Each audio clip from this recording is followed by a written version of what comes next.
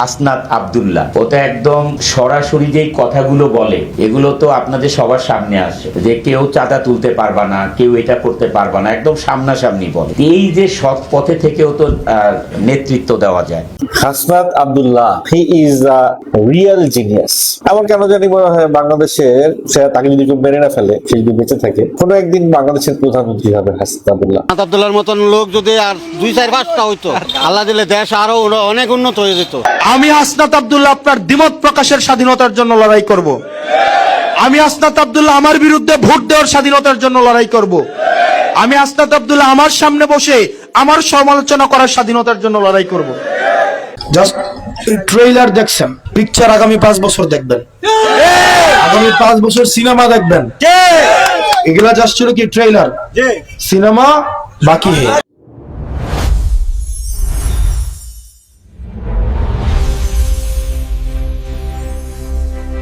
আসসালামু আলাইকুম ওয়া রাহমাতুল্লাহি ওয়া বারাকাতুহু। দেশ ও দেশের বাহিরে দূর দূরান্ত থেকে যারা এই মুহূর্তে ভিডিওটি প্লে করেছেন, ভিডিওটি দেখছেন, তাদেরকে অনুরোধ করব দয়া করে পুরো ভিডিও সম্পূর্ণ ধৈর্য সহকারে দেখবেন। প্রিয় দর্শক শ্রোতা মণ্ডলী, চারিদিকে প্রশংসা হাসনাত আব্দুল্লাহর। ছোট বড় দলমত নির্বিশেষে সকল শ্রেণীর মানুষের কাছে হাসনাত আব্দুল্লাহ প্রশংসায় প্রশংসিত।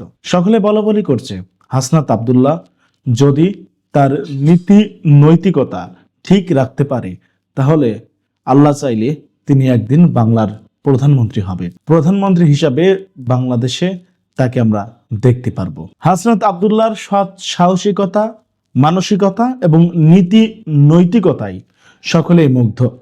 খোদ প্রধানমন্ত্রী তারেক রহমান নিজেও হাসনাত আব্দুল্লাহর প্রশংসায় পঞ্চমুখ।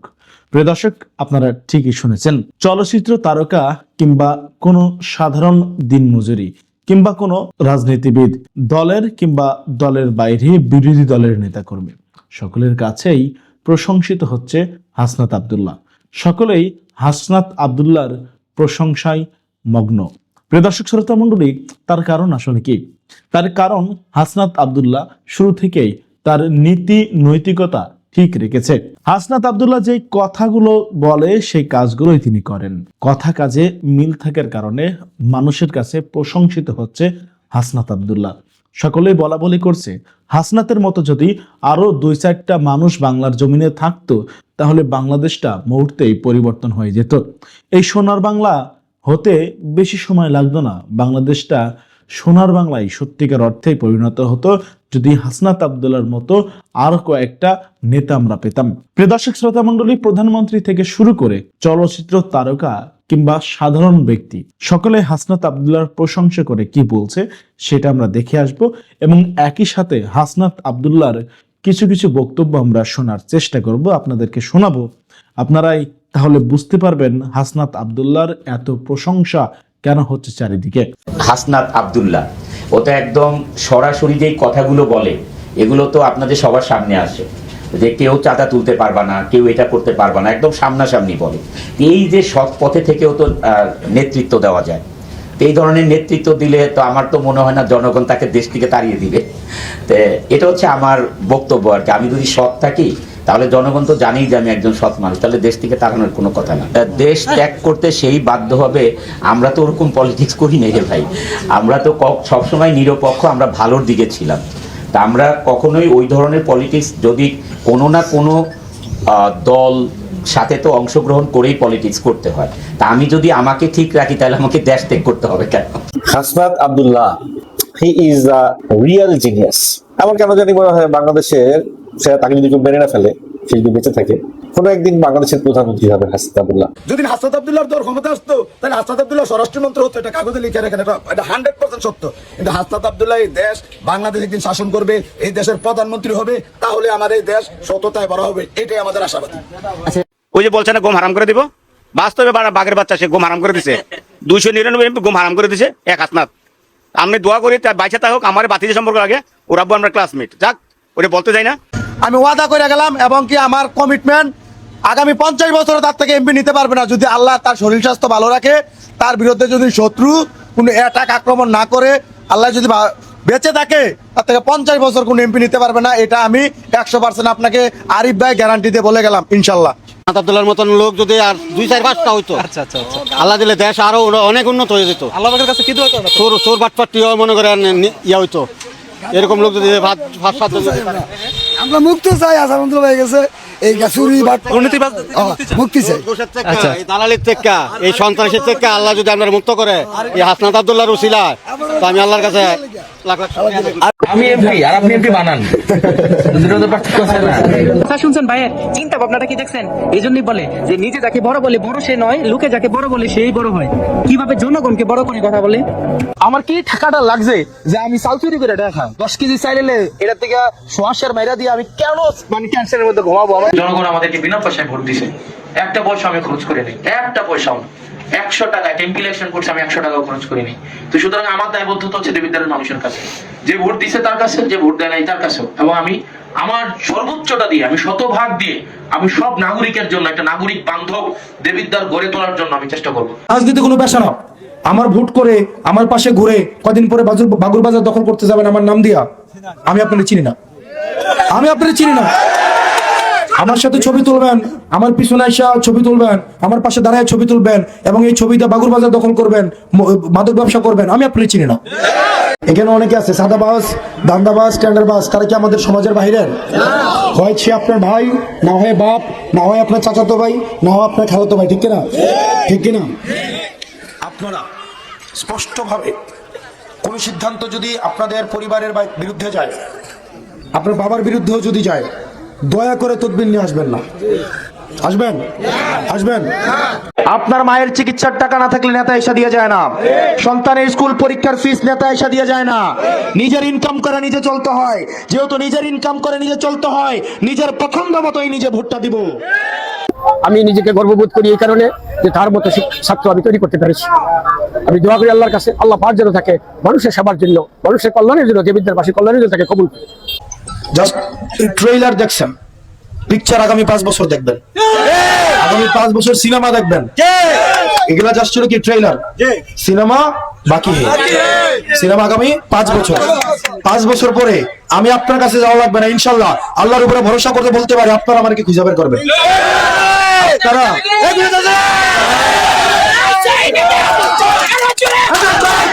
আমি হাসনাত আব্দুল্লাহ আপনার দ্বিমত প্রকাশের স্বাধীনতার জন্য লড়াই করব। আমি হাসনাত আব্দুল্লাহ আমার বিরুদ্ধে ভোট দেওয়ার স্বাধীনতার জন্য লড়াই করব। আমি হাসনাত আব্দুল্লাহ আমার সামনে বসে আমার সমালোচনা করার স্বাধীনতার জন্য লড়াই করব। হাসনাতের মতো যদি 300 জন এমপি থাকতো তাহলে বাংলাদেশটা বদলে যেত।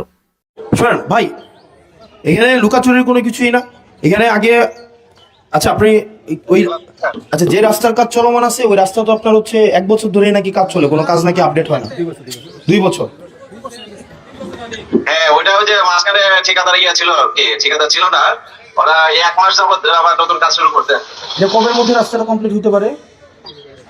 হ্যাঁ, রাস্তাটা কবের মধ্যে কমপ্লিট হবে এটা? আমরা তো চাচ্ছিলাম স্যার ওদেরকে বলে দিছি যে জুনের মধ্যে শেষ করার জন্য আর কি। এটা তো না, এটা তো অনেক দিন, জুন তো মাঝখানে বৃষ্টি হয়ে যাবে, বৃষ্টি হলে তো কাজ করতে পারবে না। আমরা স্ট্রিক্টলি ভাবে বলে দিছি স্যার, যদি ওরা জুনের মধ্যে শেষ না করতে পারে তাহলে আমরা ওদের পেনাল্টি করে বের করে দেবো আর কি। না, এটা তো জনদুর্ভুক্ত ইয়া হলো। আপনি একটা কাজ করেন, ওনাদের সাথে বসেন, ওনাদের সাথে বসে বলেন এটা যেন আপনার হচ্ছে কাজ যদি রেগুলার করে একদম মানে হার্ড এন্ড সোল 2 মাস লাগবে না, আপনার ওনাদের এপ্রিলের লাস্ট উইক পর্যন্ত টাইম দিয়ে দেন। টাইম দিয়ে ওনাদেরকে অবশ্যই এপ্রিলের মধ্যে, কারণ বৃষ্টি শুরু হলে কিন্তু কাজ করতে পারবে না। আর হচ্ছে 1 নম্বর রাস্তাটা ওই রাস্তায় যাচ্ছি তো স্যার, রাস্তায় যাচ্ছি। আর 1 নম্বর রাস্তাটা আমরা কবে শুরু করতে পারবো? স্যার আমরা যে কেবল ওই যে নতুন একটা হয়েছে আর কি, প্রকল্প হয়েছে বিশ রং নামে, ওইটা আমরা প্রস্তাব আছে তো ওইটা আমরা এস্টিমেট পাঠাচ্ছি আজকে। ওকে ঠিক আছে, আমাকে ওইটা আমরা হয়তো স্যার হ্যাঁ জি স্যার ঠিক আছে। আপনারা যারা আছেন, আমি এই যে ইঞ্জিনিয়ারের কাছে আমি এখানে আসার পরে এই রাস্তাটা আমি দেখলাম, আমি ইঞ্জিনিয়ারের কাছে পাঠাইছি মাত্র 2টা রাস্তা। একটা হচ্ছে কুড়াখাল থেকে মোহাম্মদপুর উচাদিঘির পার হয়ে শুভপুর রাস্তার মাথা, আরেকটা হচ্ছে চরবাখর থেকে এলাহাবাদ হয়ে নবিয়াবাদ মডেল কলেজ পর্যন্ত যে রাস্তাটা, এই রাস্তাটা আমার সাথে মাত্র ইঞ্জিনিয়ারের কথা হয়েছে এখানে আসার পরে। উনি আজকে বিকালে আসবেন, আয়সা দেখে আমাকে এটা আপডেট জানাবেন যেটা কোন পর্যায়ে আছে। রাস্তা অনেকগুলো পর্যায়ে হইতে পারে, 1 নম্বর পর্যায়ে হইতে পারে এটা হয়তো টেন্ডার হয়েছে, কাজ চলবে। একটা হইতে পারে টেন্ডার দিছিল, কন্ট্রাক্টর পালাই গেছে। একটা হইতে পারে কোনো টেন্ডারই হয় নাই, এখন যেটা প্রজেক্ট মেকিং চলতেছে, বিভিন্ন পর্যায়ে হইতে পারে। তো এটা আমি মানে হোয়াটএভার, মানে কোন ফর্মে আছে, নাকি কাজ চলতেছে চলমান নাকি কি, এটা আমাকে আপডেটটা জানাবে। দেখেন এটা একটা অনেক বড় কাজ, তো আমি আস্তে আস্তে আমার সময় লাগবে। আমি শপথ নিয়েছি 17 তারিখ, আজকে হচ্ছে কয় তারিখ? 2 তারিখ না 3 তারিখ, মানে 16 দিন হয়েছে। 16 দিনের কম হয়েছে, এই মাসটা আবার 2 দিন কম ছিল, হ্যাঁ 2.5 মাস ছিল, 14 দিন হয়েছে। তো আমার এই জিনিসগুলো বুঝতেও একটু সময় লাগবে না, আমার একটু বুঝতেও সময় লাগবে। তাও আমি চেষ্টা করতেছি আমার জায়গা থেকে, আমি কোন কোন জায়গায়, এবং আমি এই মাসের শেষের দিকে, মানে অর্থাৎ এই মাস যেদিন শেষ হবে সেই দিনই আপনারা এই মাসের যত কার্যক্রম আপনারা জানতে পারবেন, যে এই মাস আমি 1 মাস কি কি করছি, এবং 1 মাসে কি কি পরিমাণ হচ্ছে বরাদ্দ বিভিন্ন জায়গায় গেছে, কি কি পরিমাণ কাবিখা টিআর, এগুলো আগে গোপনে গোপনে হইতো না, মানে আপনার চেয়ারম্যানে কি আসছে কি আপনি জানতেন?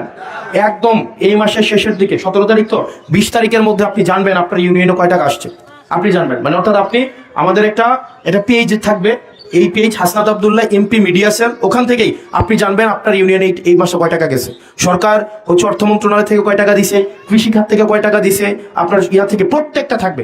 ভাই টাকা দিতেছে সরকার, আপনার আমার লুকায় লাভ আছে? আমি যদি এখান থেকে কিছু টাকা মেরে দিতাম তখন লুকাপ চুরির প্রশ্ন আসছে, আমার তো মেরে দেওয়ার কোনো বিষয় আসতেছে না।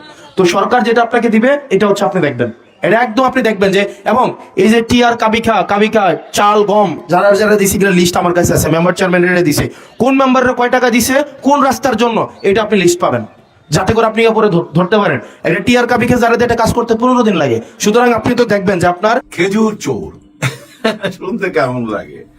আচ্ছা, এই যে খেজুর দেওয়া হইতো, এটা কি আমরা আগে জানতাম? কেউ জানতাম না। জার্সিম্যান হাসনাত আব্দুল্লাহ সব গোমর ফাঁস কইরা দিল, সবাই মুখোশ খুইলা দিল। 300 এমপি এই দেশে, এখন 299 জনই কিন্তু দৌড়ের উপরে থাকবে, কারণ সে যা শুরু করছে। হাসনাত ভাইয়া, এটা কোনো কথা? এটা কি শুরু করলা? সবাই ঘুম তো হারাম কইরা দিলা, সবাই এখন দৌড়ের উপরে থাকবে। হ্যাঁ দেখেন ভাই ব্রাদার, আমরা জানতামই না প্রত্যেকটা এমপি তার নিজের এলাকার জন্য 312 কেজি খেজুর পায়। হ্যাঁ এবার পাইছে আর কি, এবারকার হিসাবটা দিলাম, এই দেবিদ্বারে পাইছে হাসনাত আব্দুল্লাহ। এগুলো এখন উনি ভাগ কইরা দিবে মাদ্রাসায়, 3 কেজি 3.5 কেজি কইরা এক একজনের ভাগে পড়বে। কিন্তু এই ব্যাপারটা কি আমরা জানতাম না। এখন দেখেন সব এলাকাতেই খোঁজ খবর নিতেছে, এমপির বাসার সামনে যায় মানুষ দাঁড়ায় দিছে, ভাই খেজুর কই আমাদের?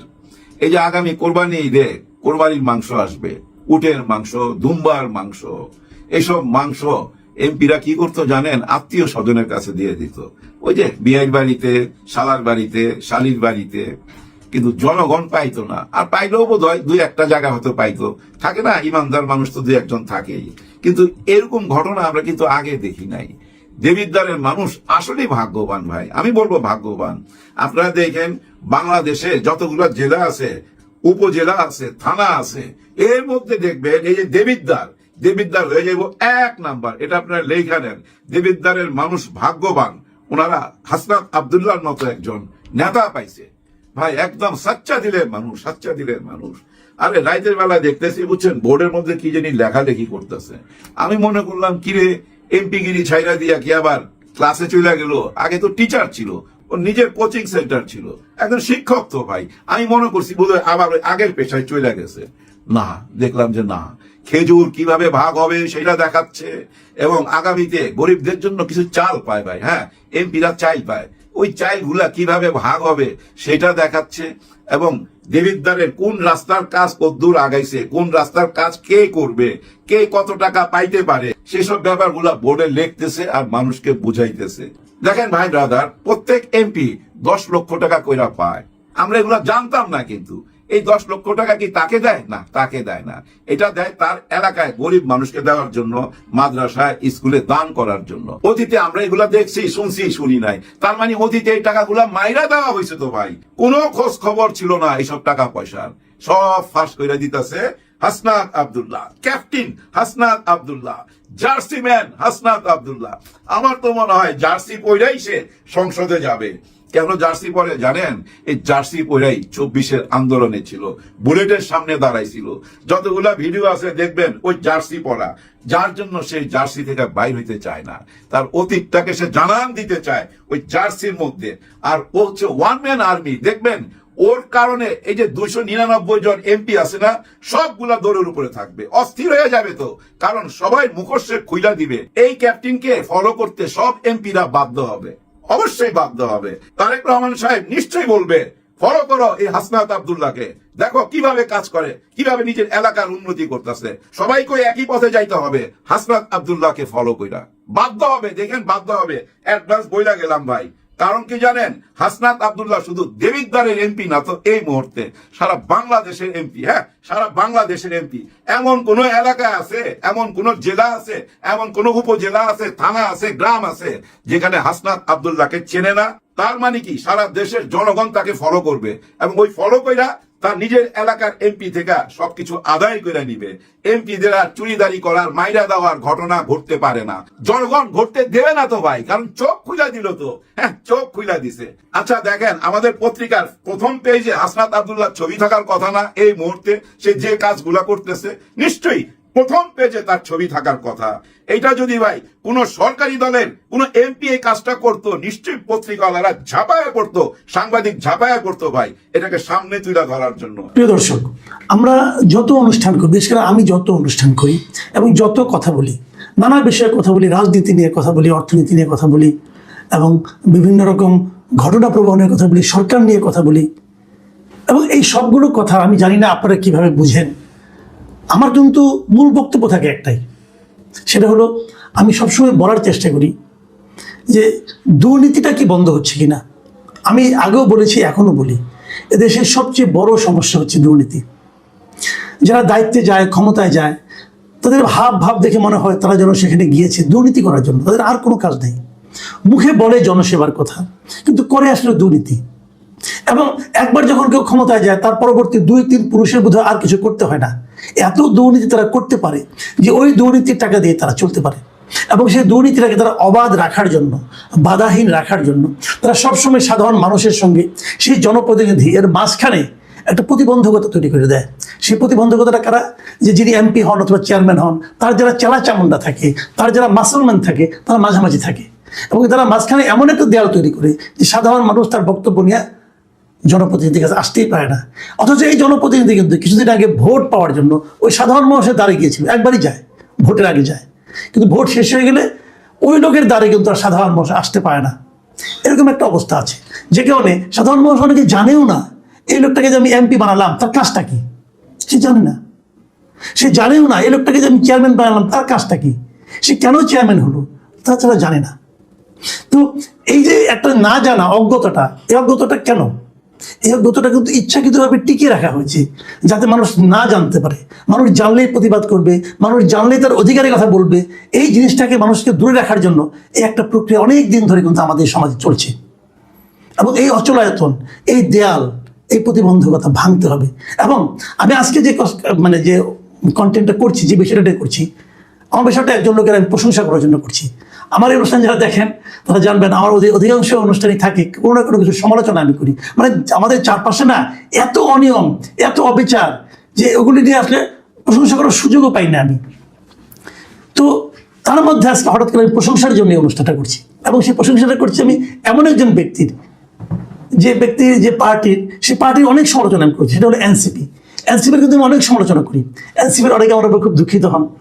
সেই এনসিপির একজন নেতা মিস্টার হাসনাত আব্দুল্লাহ, এই হাসনাত আব্দুল্লাহকে আমি ব্যক্তিগতভাবে পছন্দ করি, কারণ আমার কাছে তাকে সবসময় খুব আউটস্পোকেন এবং মানে হিপোক্রেসি নাই এই ছেলেটা আমার কাছে মনে হয়। তাকে আউটস্পোকেন মনে হয়, এবং আমার ধারণা ওনার মধ্যে হিপোক্রেসিটা নাই। যা বলেন সেটাই করার চেষ্টা করেন।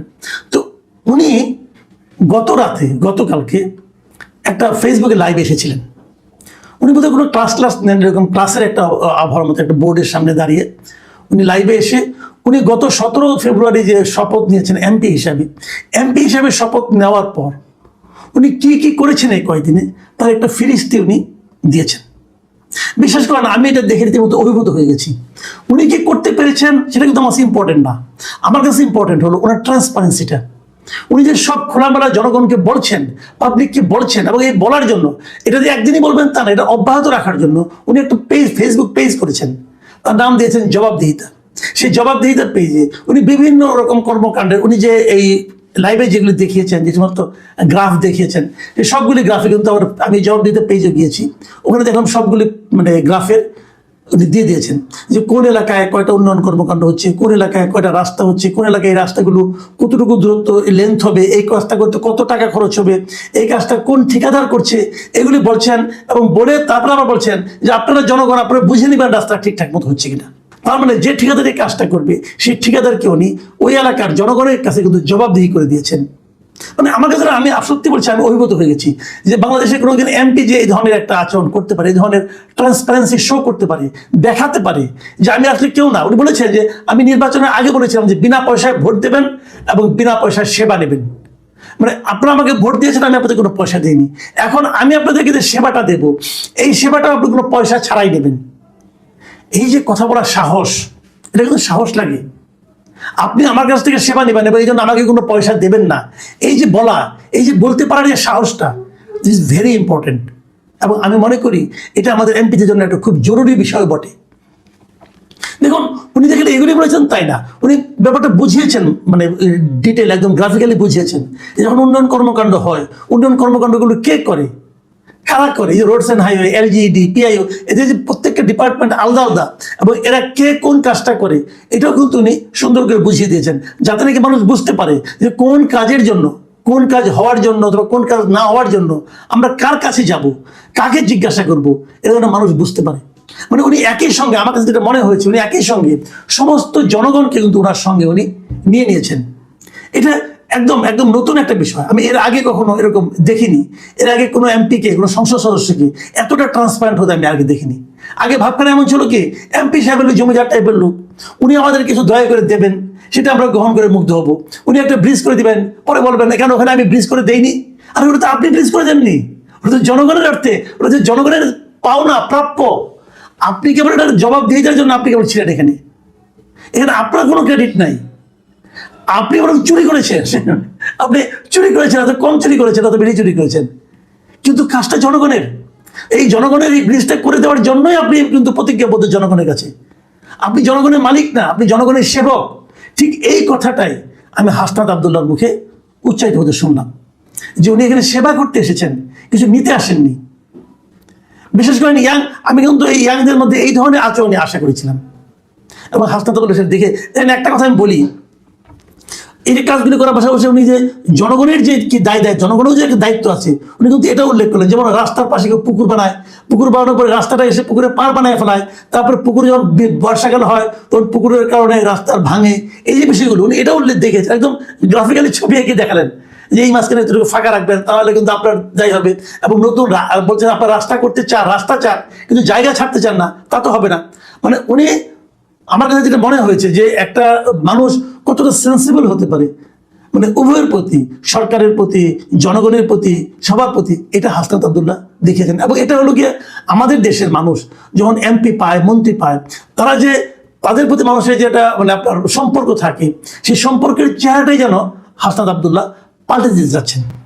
আমি খুবই হ্যাপি। এবং উনি বলেছেন যে কিভাবে সরকারের কাছ থেকে কি পায়, পৌরসভায় তার এলাকায় দেবীদের পৌরসভায় যে কতগুলি ভিজিএফ কার্ড আসবে, সেই ভিজিএফ কার্ড হলো 3081টা ভিজিএফ কার্ড পায় ওরা এসেছে। এবং প্রত্যেকে 10 কেজি করে চাল পাবেন। এবং পুরো উপজেলায় যেরকম 20,635টা ভিজিএফ কার্ড আসবে, তারাও সবাই 10 কেজি করে চাল পাবে। এই চালগুলো কারা পাবেন, কোন দরিদ্র লোকেরা পাবেন, ওইগুলো কিন্তু উনি বলে দিচ্ছেন। এবং এই বলে দেওয়ার মাধ্যমে কি হবে, ওই লোকগুলো যারা নাকি এই ভিজিএফ কার্ড পাওয়ার উপযুক্ত, তারা কিন্তু বুঝতে পারবে যে আমার নামে কার্ড এসেছে।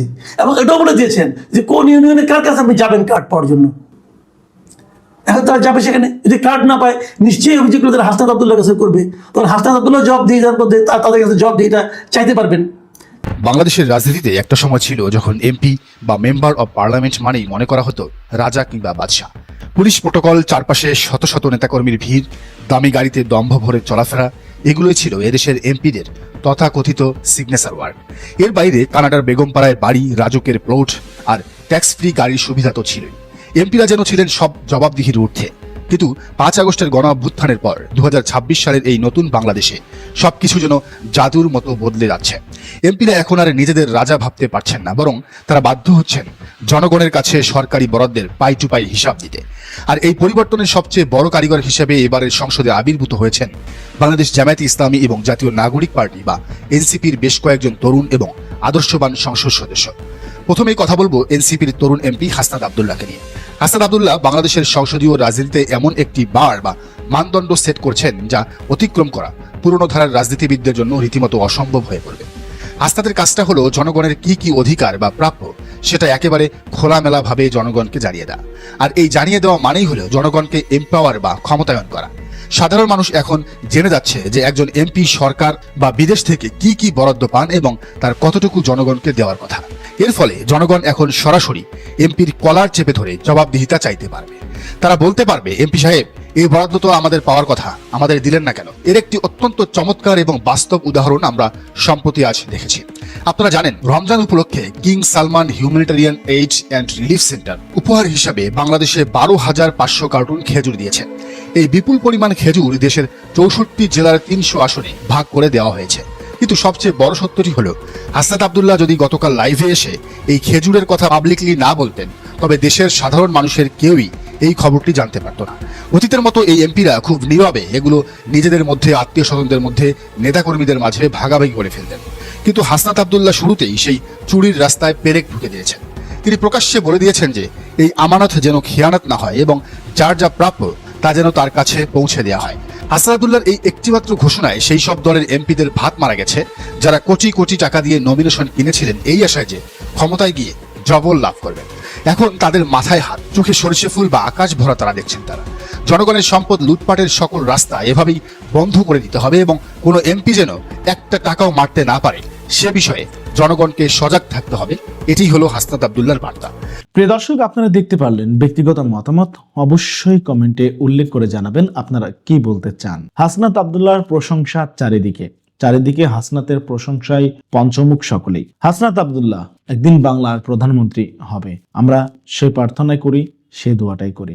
আমরা আশা রাখি হাসনাত আব্দুল্লাহ অবশ্যই এই বাংলাকে সুষ্ঠু ধারার রাজনৈতিক পরিবেশ উপহার দেবে। হাসনাত আব্দুল্লাহর হাত ধরেই এই বাংলায় নতুন ধারার রাজনীতি বাস্তবায়ন হবে। হাসনাত আব্দুল্লাহর হাত ধরেই বাংলা সোনার বাংলায় রূপান্তর হবে, সেই প্রত্যাশা কামনা ব্যক্ত করেই ভিডিওটা শেষ করতে চাই। তার আগে বলে রাখতে চাই, আপনারা যদি আমাদের জনমতে নতুন হয়ে থাকেন তাহলে অবশ্যই আমাদের জনমত চ্যানেলটি সাবস্ক্রাইব করে রাখবেন। সাবস্ক্রাইব করে পাশে থাকা বেল বাটনটি ক্লিক করে রাখবেন পরবর্তী সকল আপডেট সবার আগে পাওয়ার জন্য।